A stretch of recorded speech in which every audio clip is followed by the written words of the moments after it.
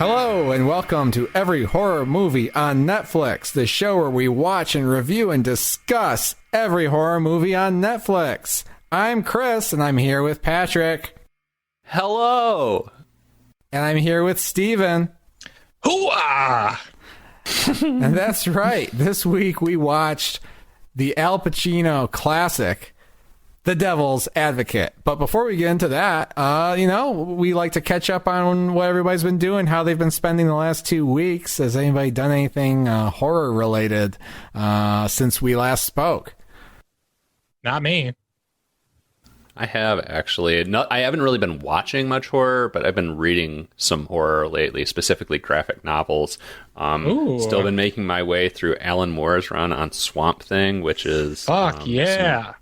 Good shit. Yeah, it just gets better the deeper that I get into it. And I also recently dug into the horror manga Death Note and was kind of completely transfixed by that. I picked up like these big, thick, they call them the black editions, and they collect several volumes of the series in one. So it's like, I don't remember how many pages, but it was a thick boy.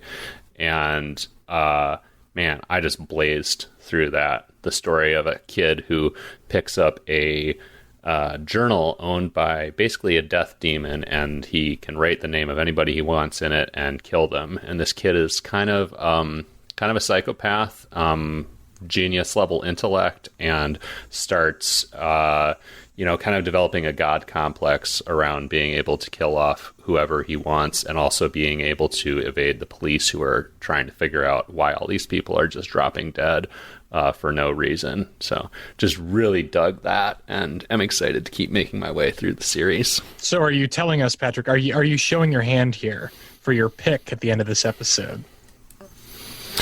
I don't know. I was saying before, I've got an index card right here. It's a 3x5, and I've got 10 movies on it that could be my pick at the end of the episode. Is Death Note on there? Not sure. But yes, as you point out, Death Note is also a Netflix original film, or as we like to call it around here, N film. Chris, what about you? Anything horror related going on in your life? No, actually, I'm digging deep to try to think of something, but I think I've been pretty lazy. Ray Skywalker. What? Ray Skywalker. Ray Rivera.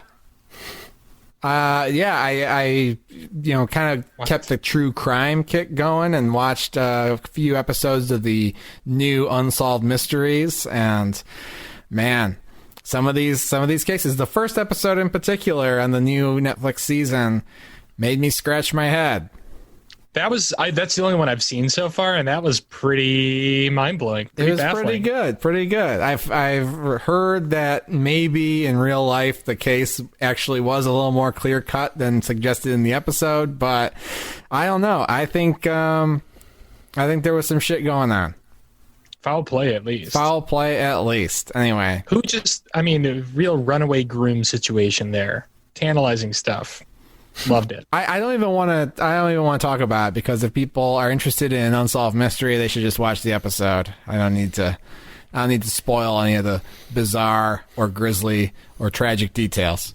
I mean, Chris specifically challenged me to watch this episode and tell him if Ray Rivera. I don't know what am I supposed to determine? You're supposed to tell me what happened to him. Oh, just what happened. Okay, yeah.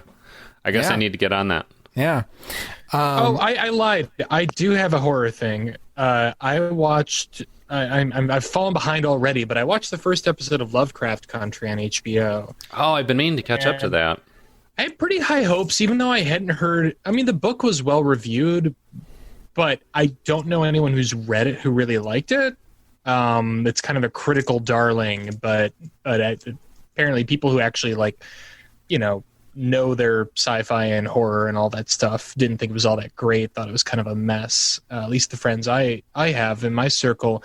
And the show kind of felt that way for me as well. There's some promise. I mean, this is no spoiler, but in the first scene you get classic, Orson Welles' War of the Worlds UFOs in World War II. like on a battleground, and also you see Cthulhu within the first 2 minutes. He looks fucking awesome, and Jackie Robinson splits him in half with a baseball bat. I mean, like, what a very strong, colorful, splashy opening. I didn't really find any of the characters all that interesting, and I found some of the setup to be a little bit hokey. And the special effects didn't really hold up all that well either. But I'm curious. I'll never. I mean, it was strange enough that I'm not going to judge it based on the first episode. So I'll report back once I catch up on it. I wish they would just let me reboot Goosebumps for HBO as a prestige drama. Do we have time to hear your pitch on that? I mean, it would just you'd take like some like neighborhood kids, like an Encyclopedia Brown type character, and he goes around trying to solve mysteries of like, what was it walking at midnight, and why does everyone say it looked like a scarecrow, or like was the mask really haunted? I don't know. It could be great. Could be great. It has to grapple with social issues somehow, though. Oh, it will. It will. Oh, okay.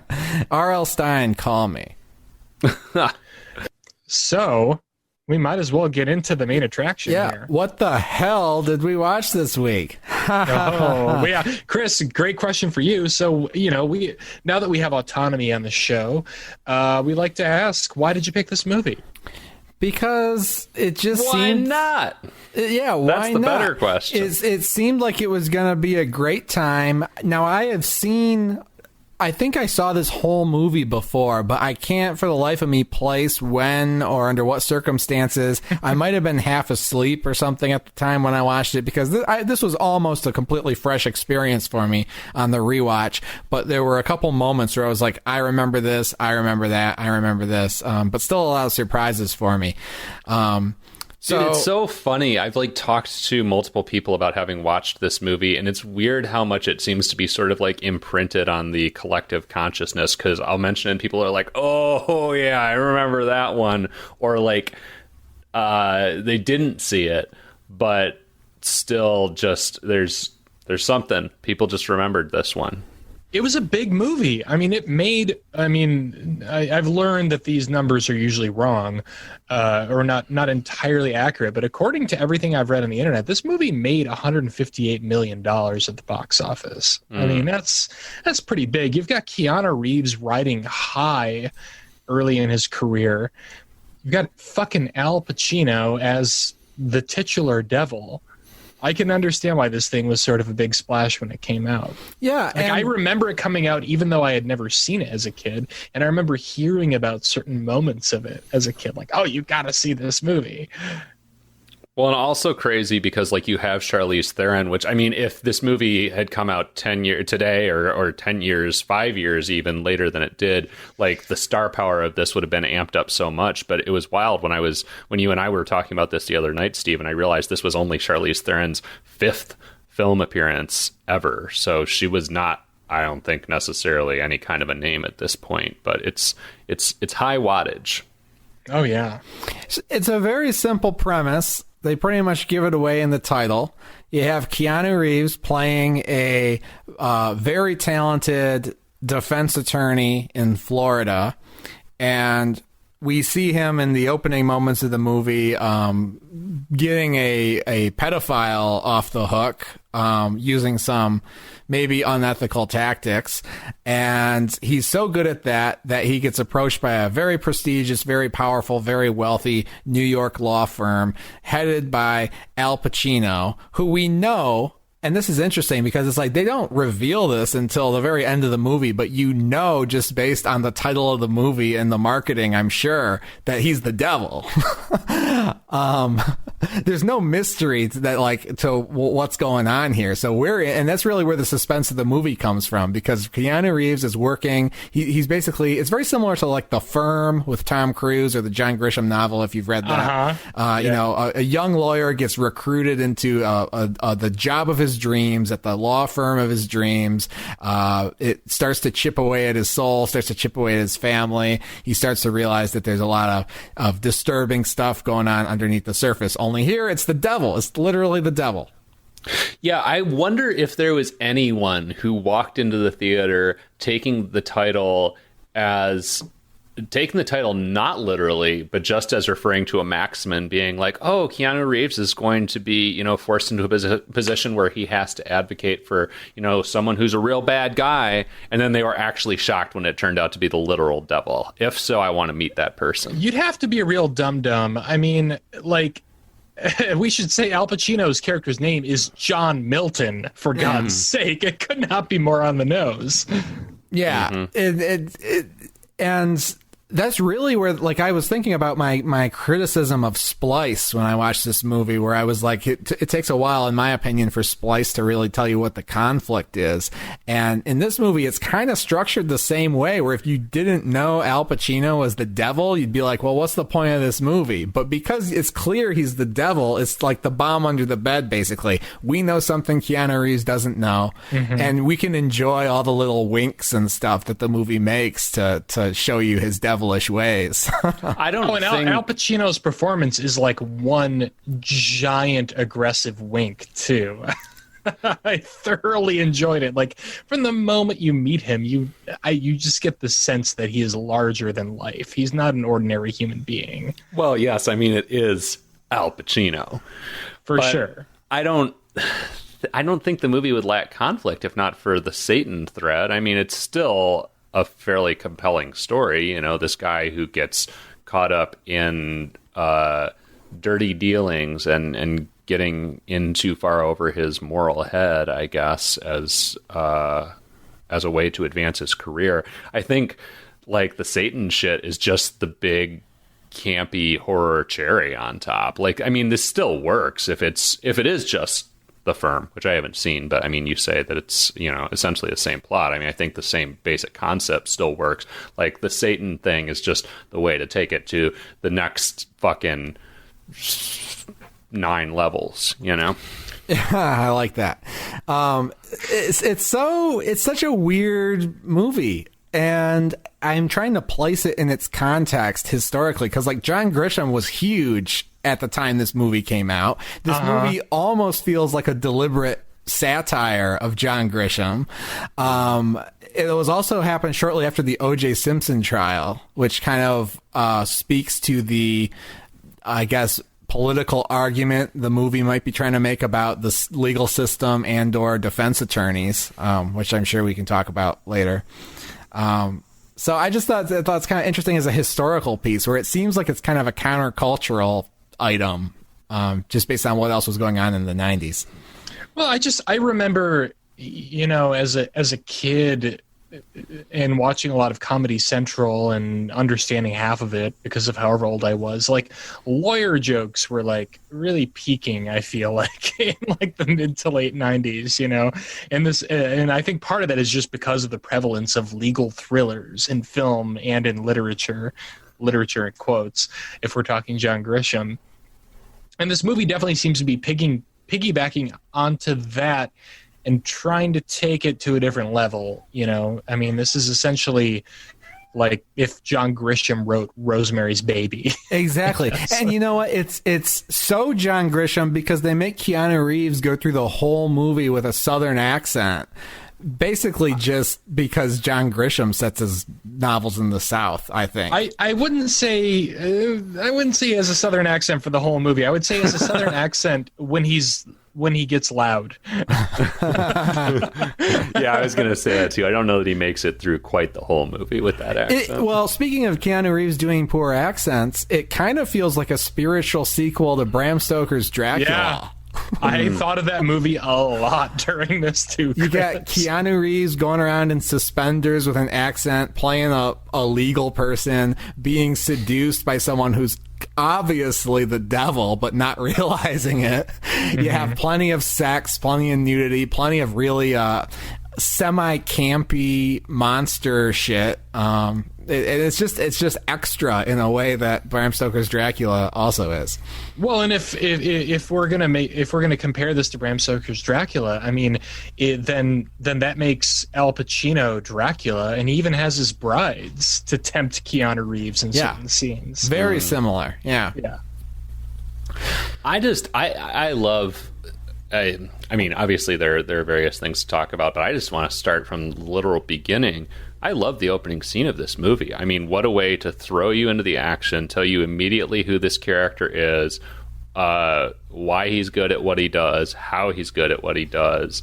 I thought it was terrific, other than the sort of silly note with the pedophile, like basically simulating the way that he had touched this girl, like replicating that motion with his hand under the desk in the courtroom, and this being like the tip off to Keanu that this guy actually is a pedophile. That was a little much, but otherwise loved that whole opening sequence. It just throws you right in and tells you everything you need to know very quickly and grippingly. I'm not going to lie, I had a hard time figuring out what the molester was actually doing in that scene. Really?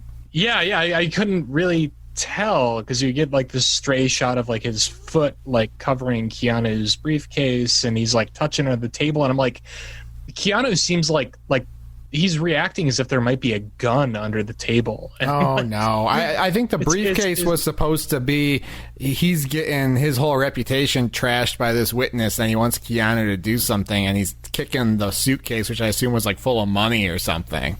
Well, he's literally like acting out what the witness is describing. Yeah. Later on, but yeah.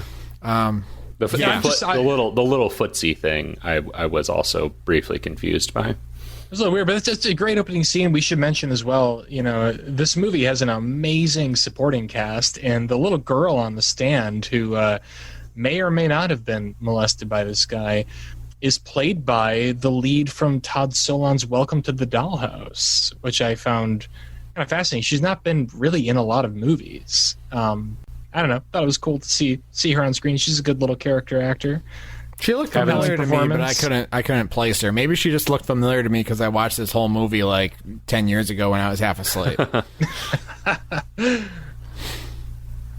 Yeah, so we have a little victory party after that. We meet Charlize Theron, who is Keanu Reeves' wife, right? They are married. Yep, they are married. We also meet Keanu Reeves' mother, who is just kind of a good old Southern church-going Trump lady. Voter. Trump straight ticket Republican voter. I actually really liked the dynamic and just the relationship between the Lomaxes. That's their name. Yeah. Our lead is, I forget his first name, but Keanu and Charlize Kevin, are the Lomaxes. Right? Kevin, yeah, there you go. Kevin Lomax, good strong name. And I really liked the dynamic between them. They had good chemistry. I felt like it was a real relationship, and I felt invested in that pretty quickly. It felt like a real... That's so interesting you say that, because I felt the same thing, that it felt like a real relationship, but I also felt like these two people are both, like, at least in those opening scenes, I'm like, they're both pieces of garbage. Oh, yeah. Like, I am not interested in seeing them do anything less than the devil's work in the rest of this film. Yeah, so I mean, now we get into what I kind of had a problem with kind of throughout the movie, which is that the relationship between Keanu Reeves and Charlize Theron, who are husband and wife, I just thought was that plot line I just thought was underdeveloped or just boring. I don't know, but that's really the heart and the conflict of the whole movie is. And yeah, like every time we had a scene where Charlize Theron's moping around, I just wanted to get back to, and maybe this is how I was supposed to feel, I don't know, I just wanted to get back to like Keanu camping it up with Al Pacino. I was like, I don't want to do this chore of like her sitting in the window moping is not nearly as interesting to me as anything else in this movie.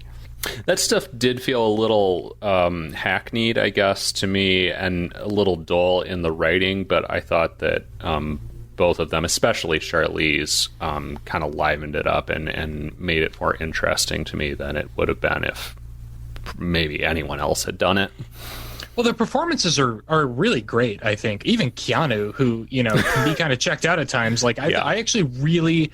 He seemed to actually be having a lot of fun with this movie, and he does some weird, quirky stuff in a couple of scenes. How could you not have fun with this movie? I mean, this movie seems like nothing but fun from everybody. But my kind of problem with the Charlize Theron character is, you know, again, back to the like Rosemary's Baby analog.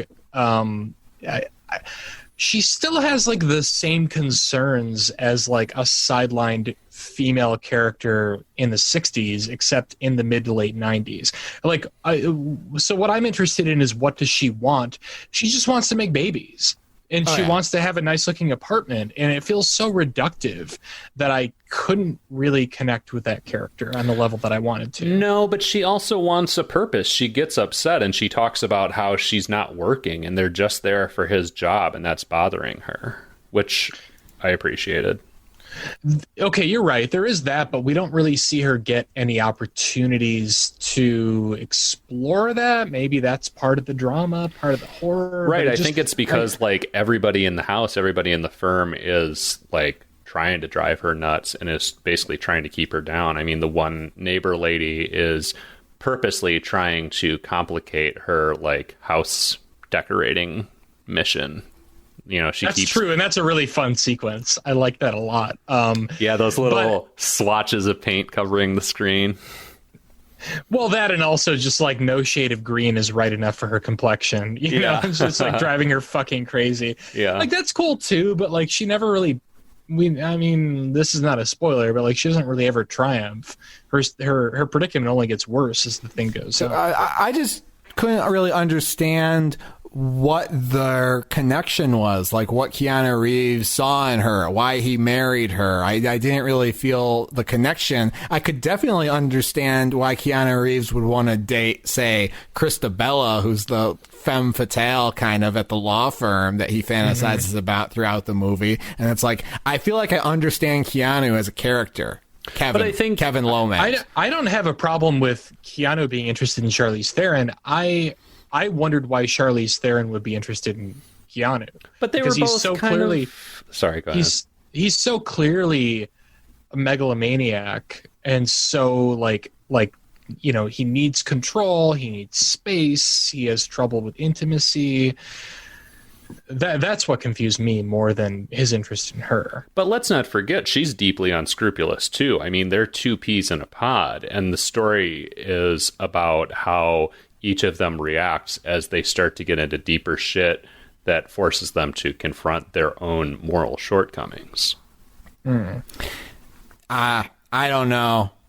It just, it didn't make me, I wasn't rooting for them to stay together, I guess. And the movie kind of doesn't work on some level if you would rather see Keanu tearing it up at the law firm than staying with his wife. But other than that, let's talk about everything else. Yeah, we should move on. Complicated relationships. Is there another significant character in this movie? Because we are kind of getting bogged down right now in the drama subplot, but the meat of this movie is just pure entertainment with Keanu Reeves and Al Pacino raising hell, literally and figuratively. Oh my god, I want to fucking pal around with Al Pacino in New York for the rest of my life. For the rest of my life. Every minute of every day. And I was wondering, like, it was just so much fun, and I don't know, at no point, even through the end of this movie, did I want Keanu to break his relationship with Al Pacino. I was excited. I was like, the things they could accomplish together if he really goes through with it. I mean, Satan as portrayed in this movie is sweet. I mean, other than the time that he brutally rapes Charlize Theron, which is definitely a big bummer that kind of doesn't really fit in with the tone of everything else. No, he's a total creep when he's near women. Which I don't know why it sounds like I'm going to give him a pass for that. I'm not. But excluding those scenes, Al Pacino is just like a fucking bright light in this otherwise kind of cold movie. He's clearly having so much fun. He's so seductive, and not in a way that's like always obviously evil either. Like, it seems like the devil really enjoys being in a man's skin and getting to know humans and what their lives are like. Like, there's a really great scene where Pacino, when Keanu like first meets him, and Pacino takes him out to his fucking terrifying, like waterfall. Ooh, infinity garden. pool, rooftop infinity pool is what you call that. Yeah. Skyscraper rooftop infinity pool. I got vertigo during that scene multiple times, but it was, I don't know. I was very charmed by Pacino in that scene. Like, I felt like if I was in Keanu's shoes, I'd work with this guy too. Yeah, I mean, his bottom line isn't like evil as much as I think it's just like pleasure and sin and stuff. Mm-hmm. And what the hell's wrong with that? What the hell's wrong with that? The other movie this kind of reminded me of is one of my favorite movies, Goodfellas, where you kind of got that chaotic sense of like, man, I'm in the club, I'm having a great life, everything's going my way, look at all these charismatic friends I have, and you kind of know it's all gonna fall apart by the end. The difference is, like, versus Goodfellas or versus like The Wolf of Wall Street, which kind of attempts to do the same thing in some ways, like I never had reservations about what they were doing at the law firm. I never was like, this is actually fucked up, even though it appears to be fun, like you get with a Scorsese movie. And I think that might just you didn't think that like Jeffrey Jones fucking having a midnight shredding session and like burning all his documents, you didn't think there's anything wrong with that? I mean, it was intellectually illegal, but it didn't like incredibly offend me. But I think that might just be because politically I have a different view on defense attorneys than this movie does, and I'm kind of wondering what your takes on that are, because I feel like this movie really kind of preaches that it's immoral to defend a pedophile in court if you know he's guilty. But that's really what our whole system of law is based on. And you need to have that adversarial relationship in a courtroom to have any semblance of justice. And so that kind of bothered me. That's true. I think you and I are on the same page there. And I did find it very interesting that this movie took a moral stance on that issue. I don't really know what to make of that given the larger picture of this film. Like, I understand the excess and the vanity and his lust for power and neglecting his wife and everything leading to ruin. But the movie pretty unambiguously is like, no, you make a choice to defend guilty people, therefore your soul is compromised. And again, this is coming out of the wake of the O.J. Simpson trial, which might inform some of that.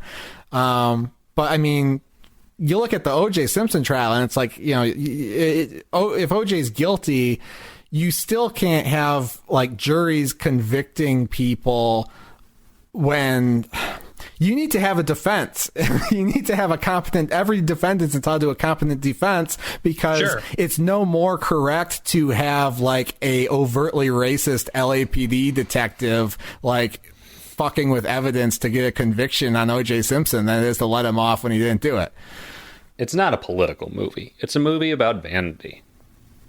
But I mean, if you're looking for themes, they're not particularly deep. The theme is just about vanity and whether this guy is going to learn a lesson about his own vanity and what he'll do to pursue it. Yeah, it works on that level.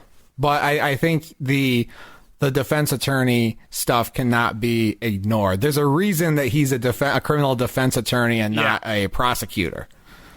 I would be very interested. I don't think the movie makes that angle like as deep as it possibly could be. I'm really interested to read the book this was based on, though. So speaking of that, but what would a vanity prosecution be? How could you demonstrate the same character trait if he was a prosecutor? Why can't a prosecutor be just as like career driven as a defense attorney? I'm sure they can be, but how are you going to demonstrate that? I don't know. Probably the same way you would demonstrate here. Primal Fear. Isn't Primal Fear about a prosecutor who has the same sort of thing? Or is he a defense attorney too? I don't know. Seen it. I have a vague recollection of the VHS cover for that, and that's about it. Yeah. Well, it's neither here nor there. But you talk about the book, Stephen.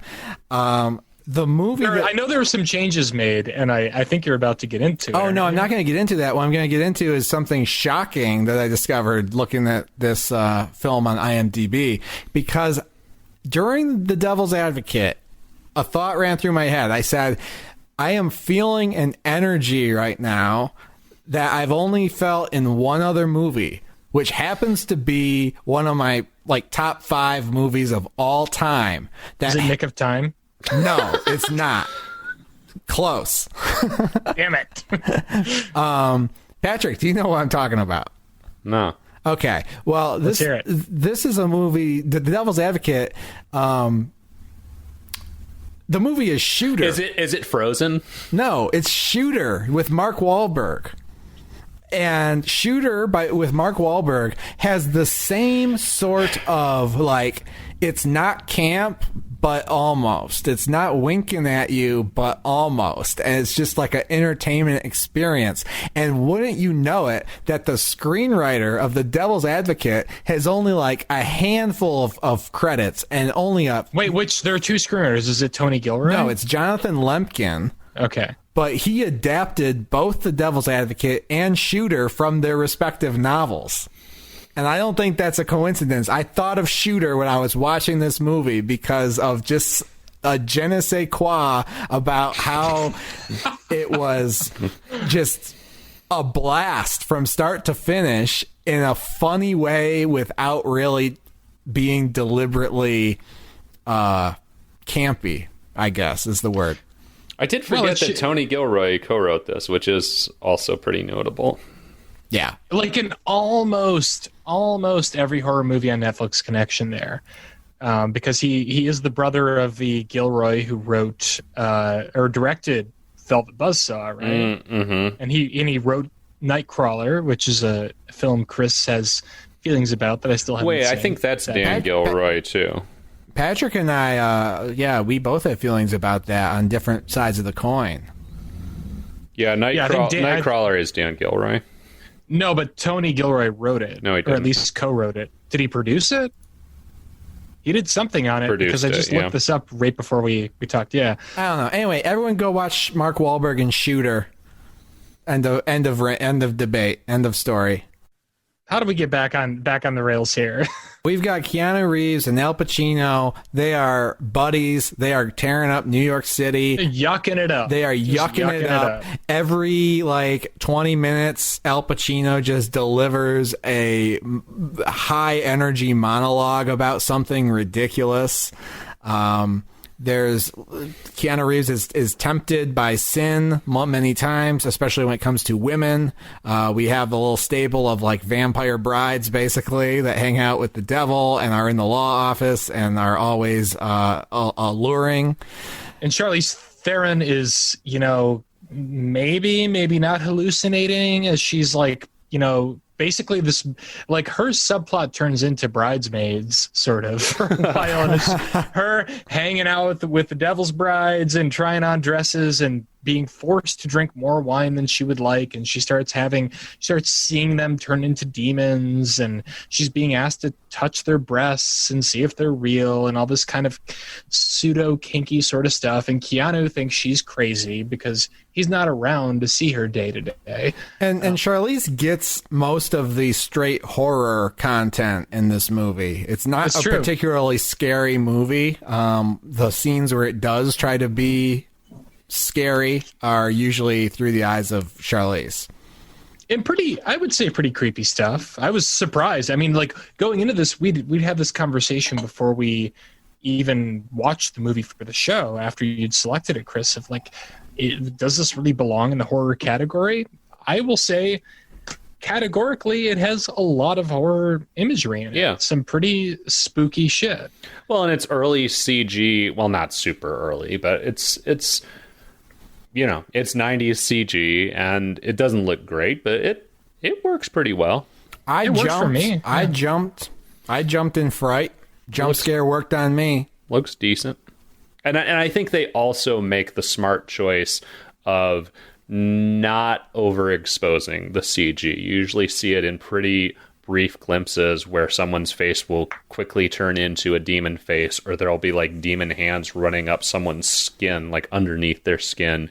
And that stuff is creepy and effective, and more creepy and effective, I think, because they show it to you fairly briefly before you can start really looking at it and then going, that doesn't look quite right. Before it turns into Spawn territory.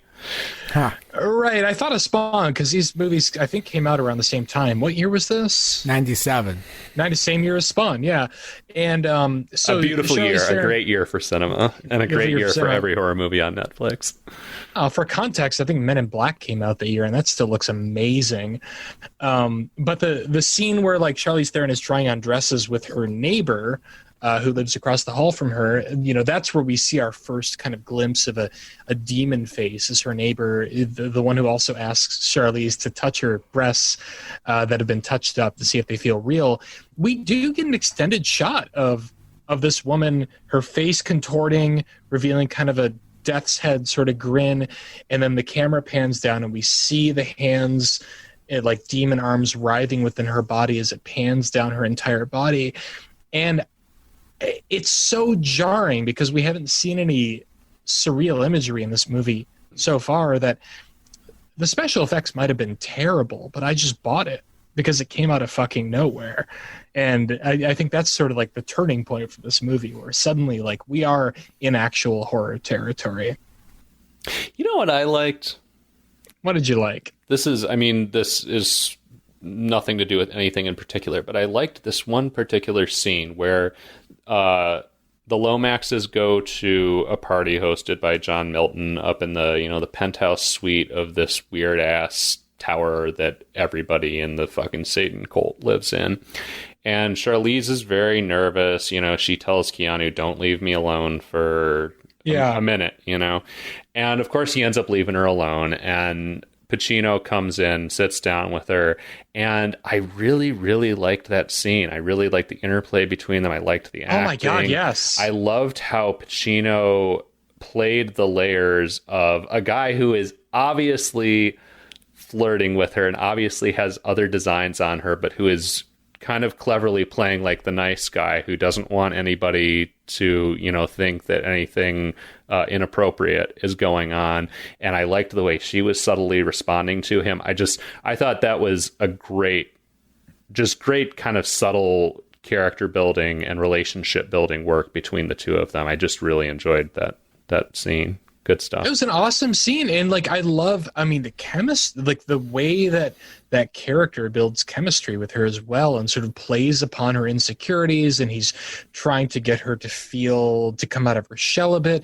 He also like wants Keanu to see them, but Keanu is like so disinterested because he'd rather hobnob with all these, rich people. In fact, Donald Trump was supposed to be at this party, but he had a business emergency apparently.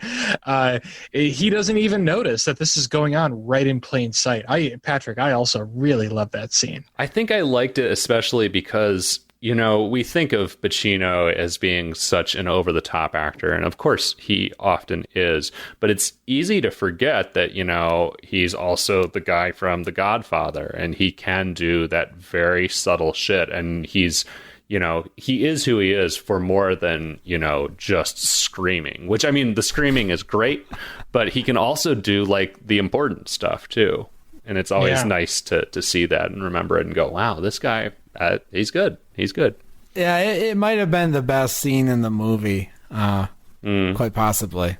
I forgot I was dealing with the devil in that moment. Like, I was so charmed by it, and how like we finally get to see like somebody actually pay attention to Charlize and like tell her like, you're beautiful, and you know what, like you could feel even more beautiful if you just make some subtle tweaks. I don't know. There's something very charming about that. As the devil is charming, that's what they tell me. Good stuff. Good scene. Yes, plot-wise, plotty shit.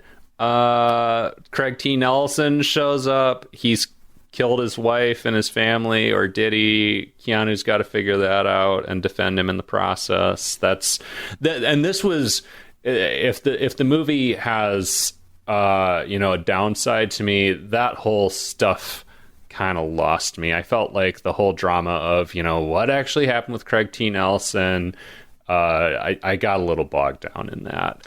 It's okay. So like screenwriting wise, I mean, this is a long fucking movie. It's 2.5 hours. At this point, Keanu's in it. We know shit's going wrong and that he's unaware of it and he's on his power trip. We need a big case for him to prove himself. But it ends up being kind of all for naught because he feels conflicted about it later on. And Pacino says, I'll support whatever you do. I'll support whether you defend him or whether or not you let go of this and you just let him be punished for this murder that may or may not have happened. I don't even know after seeing this movie whether or not I believe whether or not Craig T. Nelson murdered his family. But it does feel, I mean, Craig T. Nelson's fucking awesome. Love to see him in anything.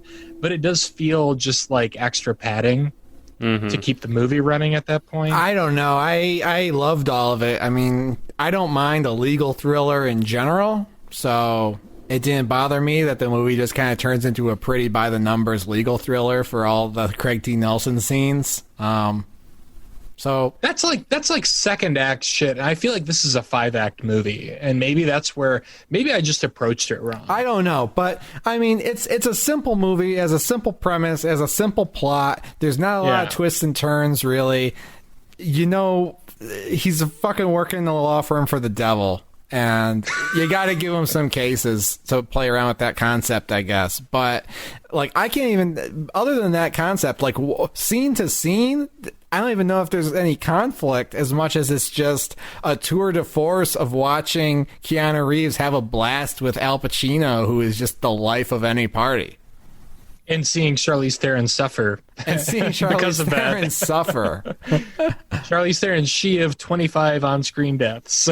Can we talk about the bonkers-ass scene? And this is such a weird scene to talk about because, I mean, again, I referenced it once already, but eventually Pacino's character ends up brutally raping her, which is horrifying, obviously, but also the scene and the way in which it's revealed is so over the top. I mean, it's exploitative, yet also just like so jaw-droppingly bizarre the way this is revealed. Like, Keanu finds her in a church, she's wrapped up in a blanket, she's telling him about what happened, and then eventually she just stands up and drops the blanket and she is completely naked. You see full frontal nudity and she's just covered in these like scratches, and it's just talk about extra. What an extra scene. I worry about Charlize Theron. I'm worried about her because like as a person or her character.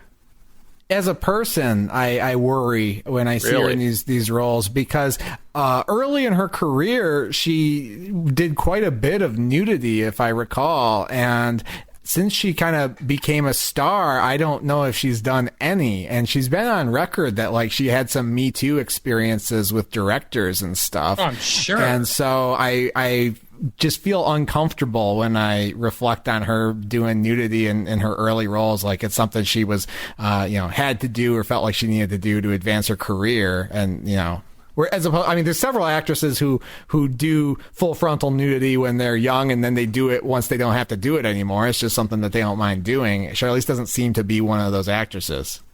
I thought about this a lot while watching this movie too, that like full frontal nudity was a huge deal in the 90s. You think about like Halle Berry, doing full frontal and, whatever that first movie was she did. Like, it was so controversial. Does that really, I don't know, is that a thing anymore? Like, is that like a selling point for a movie, for like a big Hollywood movie? I just don't feel like we see that now, which is fantastic. It's fantastic that that's the case. Thank you for confirming. I don't know if it's not, but certainly not as much as it was. Yeah, so I mean, basically that's your movie. We're tangoing with the devil. We got Keanu Reeves playing around with Al Pacino. He's getting deeper and deeper working for this firm. Charlize Theron is, kind of going out of her mind as she's seeing visions straight from hell, and no one's taking her seriously. Rosemary's Baby situation again. Chris, since you picked this movie and you basically had thought you had seen it but didn't really know, what did you think? Would you view it, cue it, or screw it? Oh, The Devil's Advocate is a unequivocal view it for me. Well, whoa! I'm going to equivocate a little bit.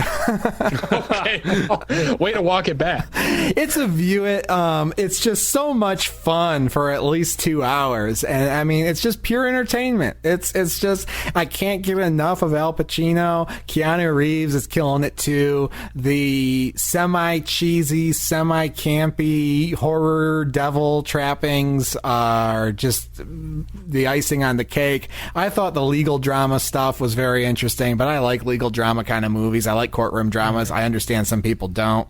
The end of the movie kind of fell off the rails for me. The last half hour or so, I'm like, all right, you're stretching, and this is not the kind of conclusion I think you were leading up to, and it's a little hokey, but I mean, it's a hokey ass movie from start to finish, but certainly a flawed film, certainly plenty of errors in form, execution sometimes. It's not high art by any means. It may be politically offensive depending on how you feel about defense attorneys and how you read their intent with some of these scenes, but it's just so much fucking fun that I have to give it a view it. It's so much fun. View it. Awesome. Patrick?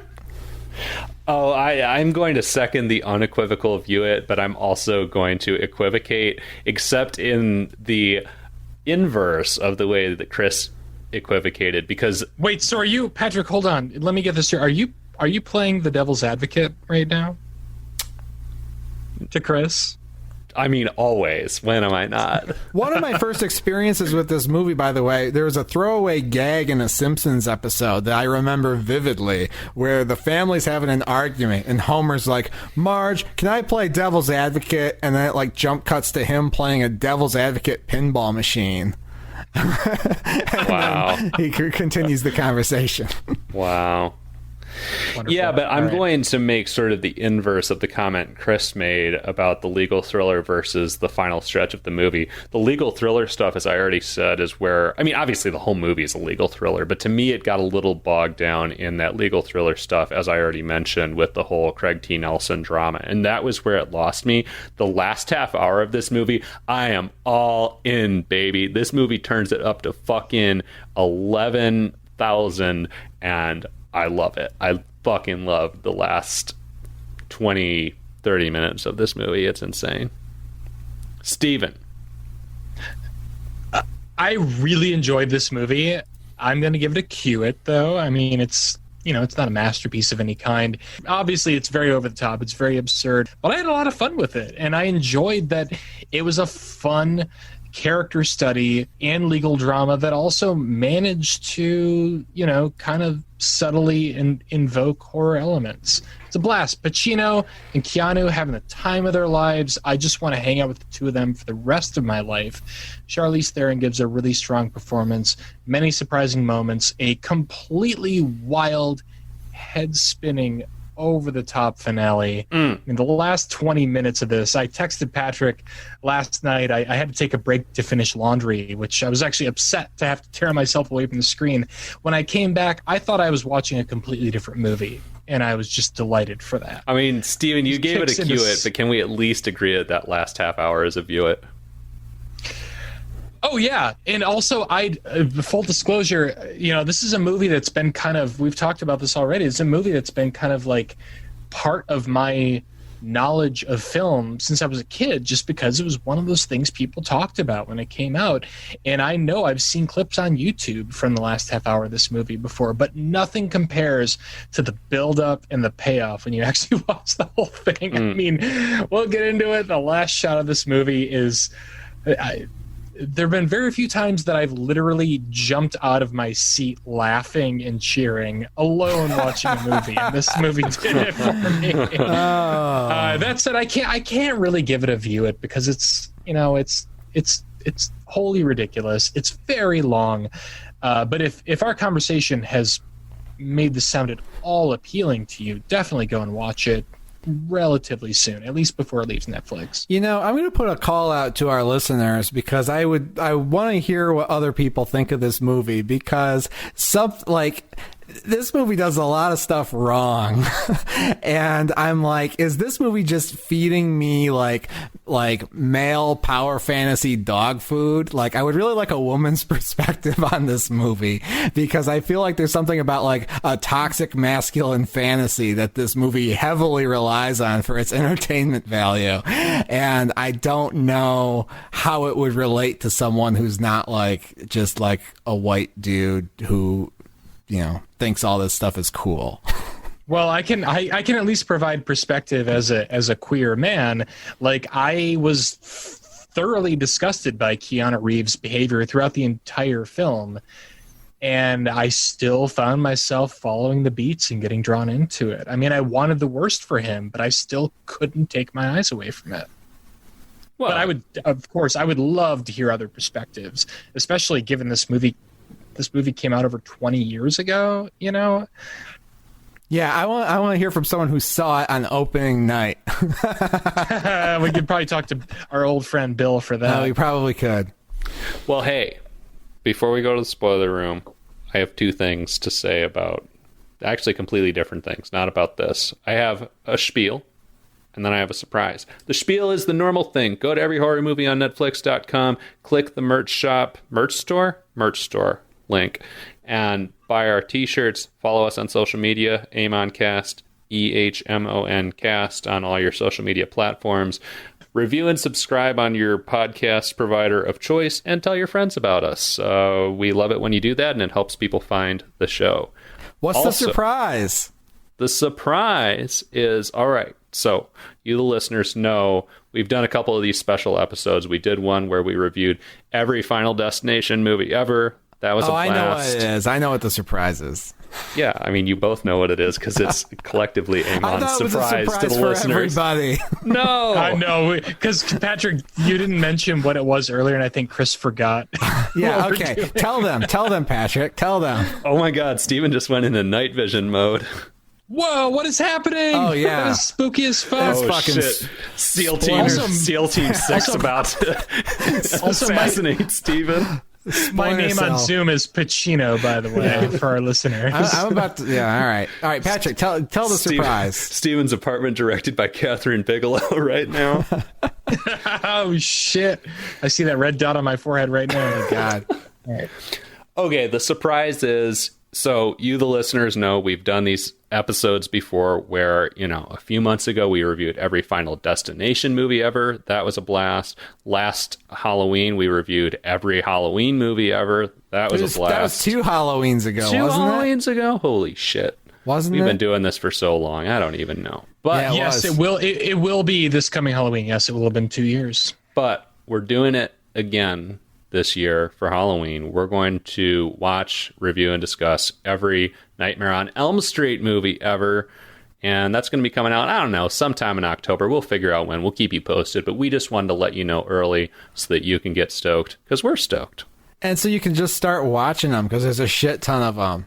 There's a lot. Are we doing the remake? We're doing the remake. We're doing Freddy versus Jason. So I think that's 9 in total.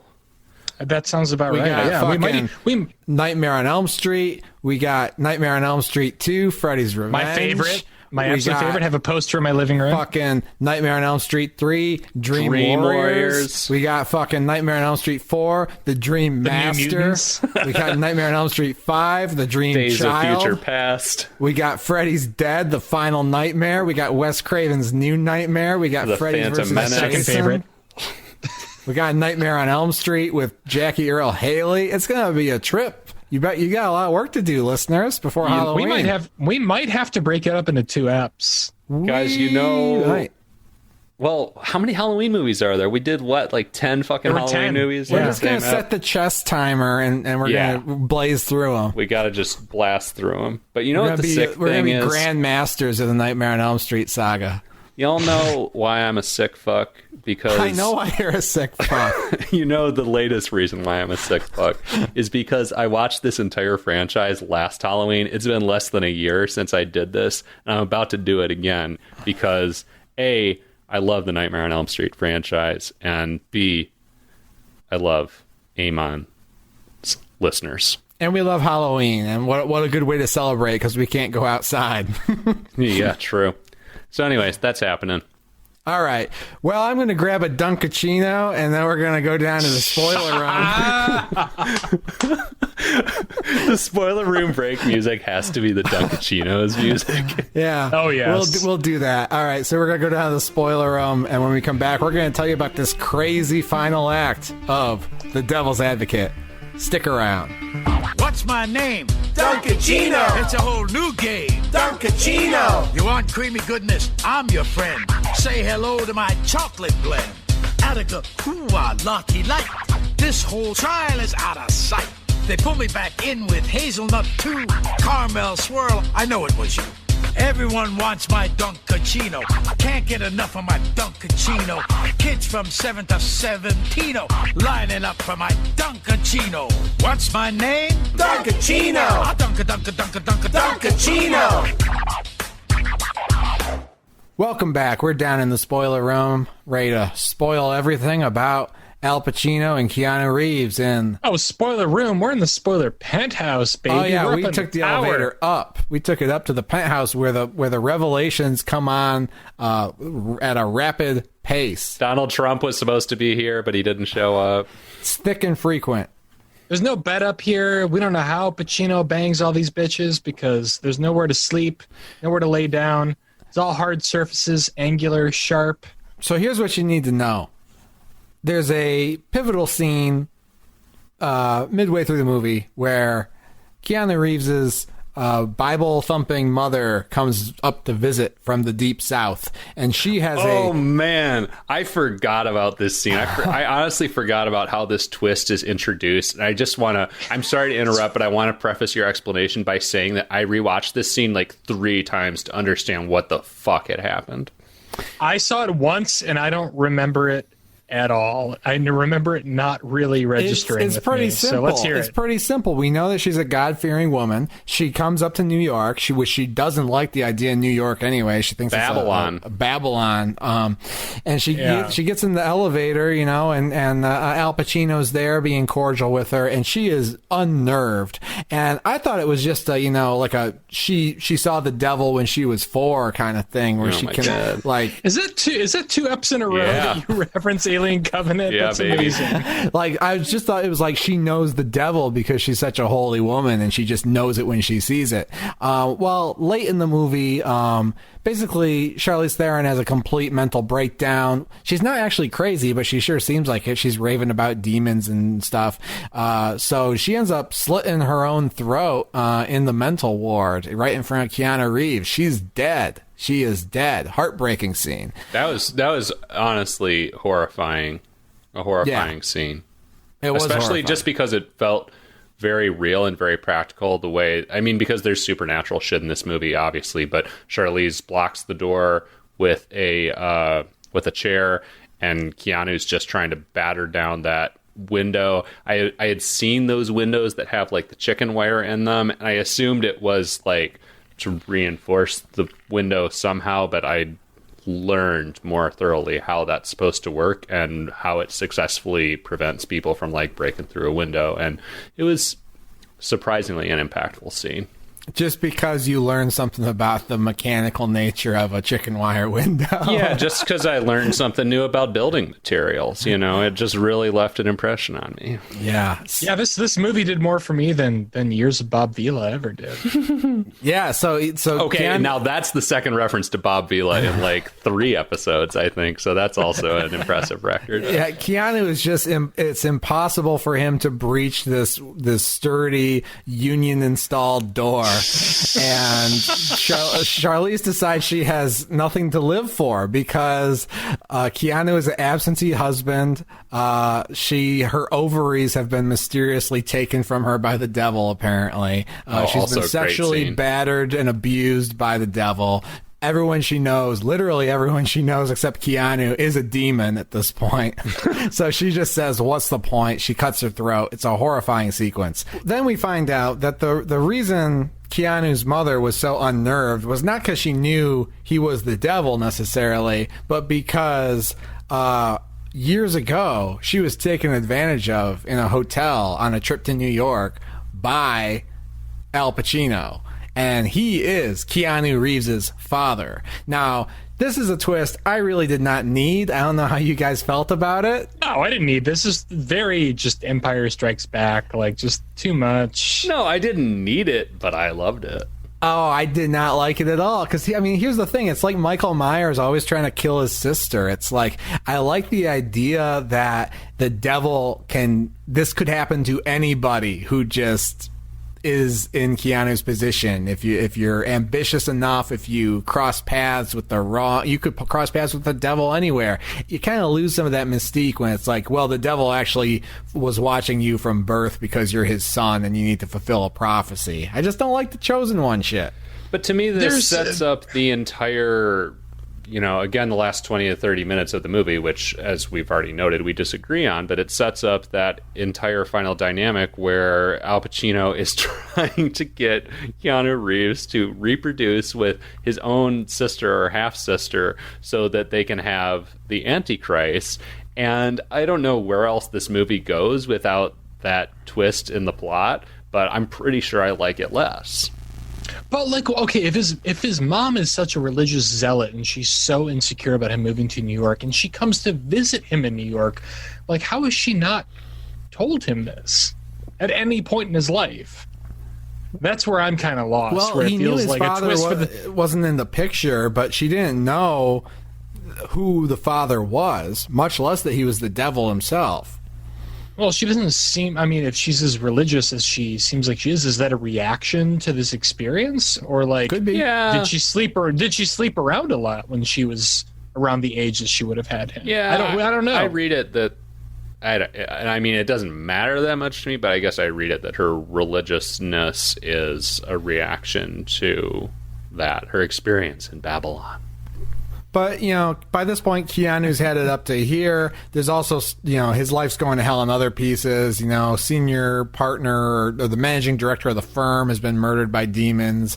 He's been approached by federal investigators who got hit by Deus Ex Machina cars. Amazing. He's realizing that, Craig T. Nelson, that he got off the hook, was not only probably a murderer, but maybe also sexually abusing his stepdaughter. He's having a bad fucking week, to put it mildly. So he decides enough is enough. He's going to go up to John Milton's penthouse. He crosses a deserted street in New York City, which I thought was visual effects, but I guess they actually closed down that street, which is cool. Yeah. I just read that today, too, because that to me, I just saw that and I was like, there's no way they didn't do that without CGI. Or a matte painting or something. And it turns out at 7:30 in the morning on a Sunday, they actually managed to shut down a busy street. Oh, I actually, weirdly, my instinct when I saw that was, oh yeah, they shut down a street. It looks real, and it didn't look like a matte painting. And I don't know that they had the CG at the time to fully sell it. It looks real. And it is. But there is some, I don't want to get too deep in the weeds on this, which I say more often than I would like lately on this show. But there is some weird, green screen stuff in this movie. Yeah. So, I was kind of, prepared to accept that might be the case with this scene. There's a whole, late-night balcony scene where, even the lights, even the lanterns out on the patio seem to be CG, and it's, clearly shot during the day. Yeah, it's like they didn't quite have access to all of the luxurious real estate that they wanted to put across in this movie. But it's all fine. What we get's fine. So Keanu goes up to Al Pacino's penthouse. He's had enough. Basically, as soon as Al Pacino confesses to raping Charlize, Keanu Reeves pulls out Craig T. Nelson's gun, unloads it into Al Pacino to no effect. He just hoo-ha's around it. And he ends up... and this is one of Al Pacino's showpiece monologues in this whole thing.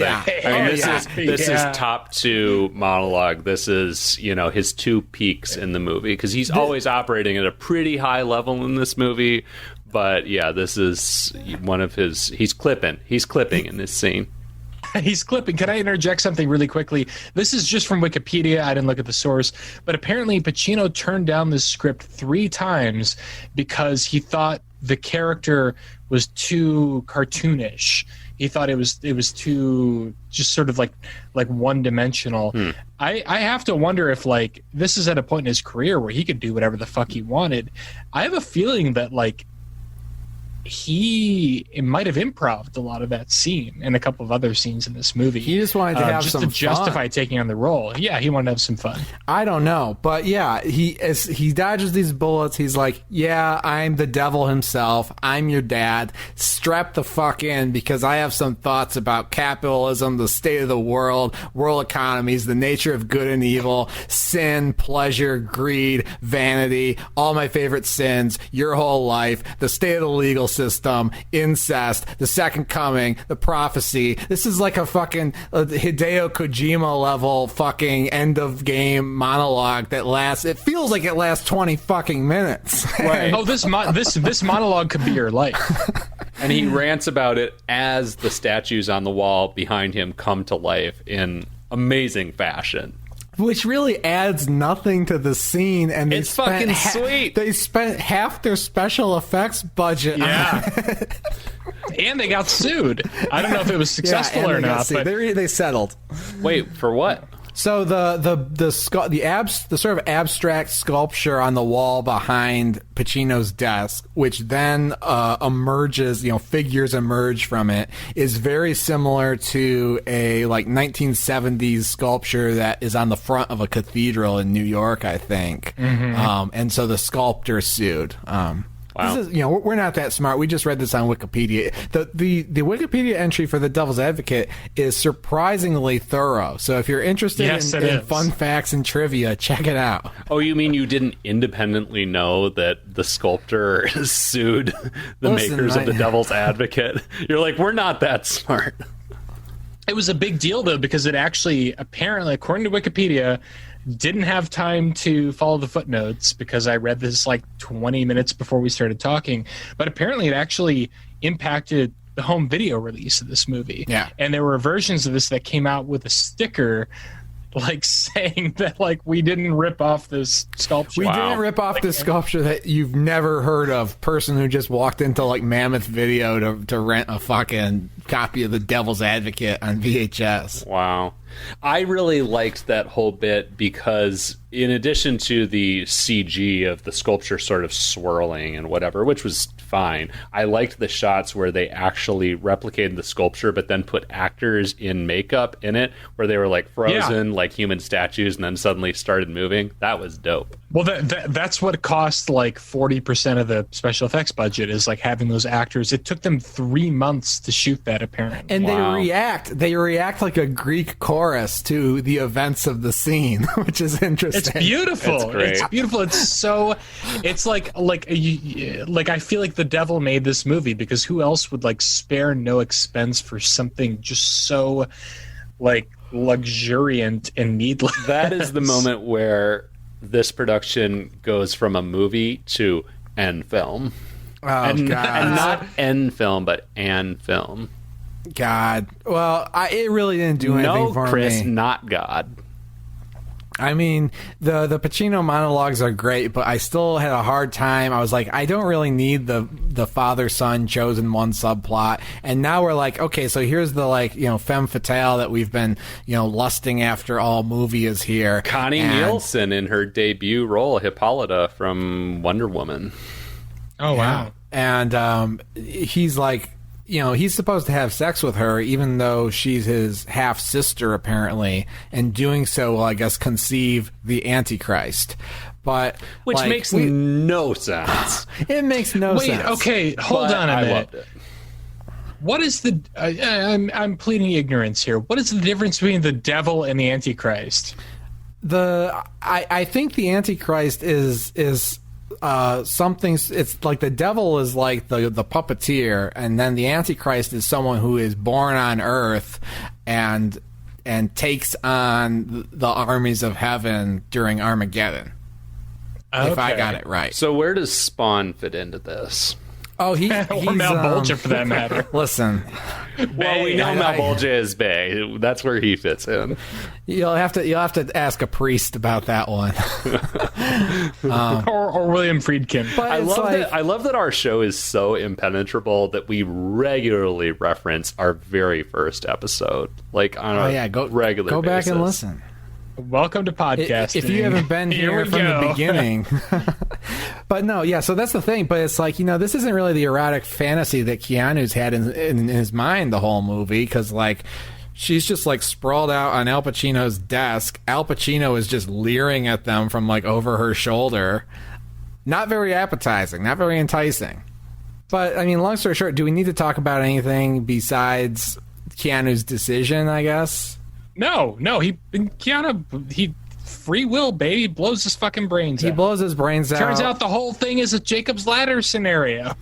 In killing himself, he not only, like, melts Al Pacino back to his, like, fallen angel form and then into oblivion, but he wakes up back in the bathroom at the Florida courthouse where we started this movie, about to go out and defend this pedophile. Amazing. Only this time he decides, he has a second chance. And this time he decides he's not going to defend the pedophile. He's going to remove himself from the case, even though he may face disbarment in doing so. And he leaves as he's walking out with Charlize Theron, who's alive again because this is, a second chance at life.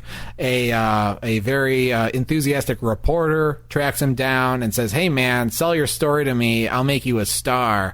And Charlize and Keanu look at each other, and Keanu cannot say no. And then, Steven, would you like to describe your favorite shot of the movie?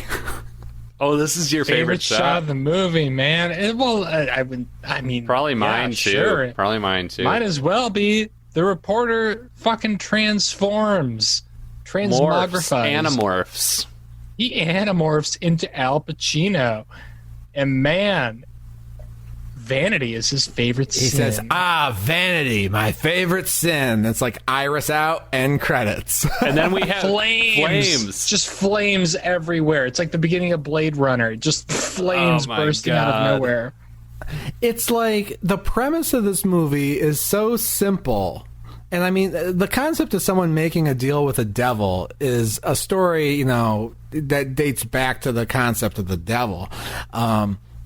And so it's such a simple sort of morality tale at its heart. You could visualize someone just telling this around the campfire in ancient times. And so it's almost like Knock Knock. Like, it's set up to have like a prestige, like we have a star-studded cast to tell you the story of the young attorney who was seduced by the devil. But then they just make the creative choice from start to finish where everything's just gonna chew the fucking scenery for maximum entertainment value. Mm-hmm. Well, to be fair, it's Faust, and I mean, like, there are productions or versions of Faust that are probably 3-hour stage productions where we get the same kind of beats and the same kind of twist at the end. I don't think that's anything new. It's just kind of weird to see that play out with, like, in the 90s with this cast and this director and this kind of these kinds of stylistic flourishes. It's a tale as old as time, or as old as the devil, as you said. But it was still, even though I know that tale, it was still fairly jarring to me that that's how this movie ended. Had it not been Al Pacino, I don't know how I would have felt. If it had been a lesser actor, if it had been yeah. I mean, even if you put, like, Jack Nicholson pops to mind as far as, like, someone who is also kind of comically over the top in the same way. But even if you put Nicholson, who I love, in there, I don't know if I love this as much. No, you don't, because Al Pacino, he can be the devil, but he can flip and he can be that sincere, charming guy so often. And so I don't know if I've ever seen. Have you ever seen Jack Nicholson be charming in a movie? Oh, all the time, yeah. Yeah, for Every sure. movie. I mean, he's ugly as He's sin, kind but of charming he can in certainly Batman, charm. I guess. Every movie. And we forgot to mention that final shot, that final line, is also delivered directly to the camera. He speaks directly to us. Oh yeah, So just like Jonathan Demme talk Fujimoto style, just like we're looking right at you, Love baby. Love it. We see you. Oh man. Love it. It's so campy, but it's, like what do you make of that ending? What do you make of the moral implications of this movie? Because I mean, at the end of the day, we have this long fantasy where Keanu Reeves makes all the worst possible decisions, plays into the devil's deal, and he extricates himself from it. We come back to the real world. We come back to that moment in the bathroom when this all started, and he makes the right decision, and he's still damned. What do you think about that? I was starting to scratch my head late in the movie where I was like, Keanu Reeves, his character, like, he's been the same stubborn son of a bitch the whole movie. And even in the ending sequence, I'm not sure he becomes less of a stubborn son of a bitch. I mean, he kills himself to get out of a situation where he really has no good alternative. But I think fundamentally he doesn't really learn the lesson that he's supposed to learn. We get the whole, the bulk of the movie. He's playing the devil's game. He's in it. He doesn't realize what's going on. He gets out of it. And maybe him reevaluating that case that he was working on with the child molester in the beginning, when he returns to it, he's just trying to save his own ass. He doesn't really care. Or he's, made the first step on the journey that he needs to make, but he hasn't had enough time to reconsider his core values enough. To me, it made perfect sense. It reminded me of a Choose Your Own Adventure novel where, you've now flipped through all these pages, you've gone through, you decided to sign up with the devil's law firm, you decided to do all these things, whatever, and then you decided to shoot yourself, and then you die and it's over, and it's like, oh, let me flip back to the part where I defended the child molester, and let's not defend the child molester this time. And I mean, I'm phrasing this in a humorous way, and it is humorous, but also like that's the depth with which that character examines that scenario. He goes, oh, it all went wrong when I was like defending the wrong people. But no,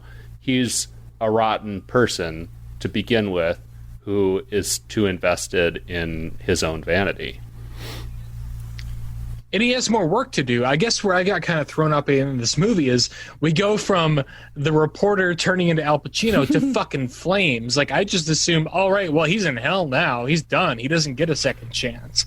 But I guess the flames might be misleading. He's going to have another, he's going to have another trial. And he's going to have to keep learning. It's like this maybe potentially Sisyphean sort of thing where he has to keep climbing up and then retreading his past and bettering himself. But the way the movie ends, I just felt like, oh shit, he doesn't get a second chance. He's dead, because there are fireballs flying at me while the credits are coming up. That's a really interesting interpretation. I didn't read it that way, but I mean, I don't really know what happens if you're the son of the devil and you reject his bargain and shoot yourself in the head. I don't know if you get a second chance or if you just go to hell, so it's impossible to say. I think the answer is fuck the Matrix 4 or whatever. We need the devil's advocate too.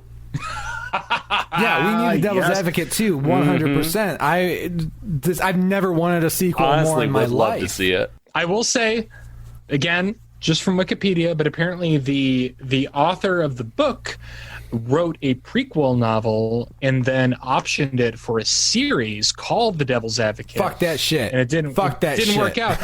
I don't want the prequel though. I want the sequel.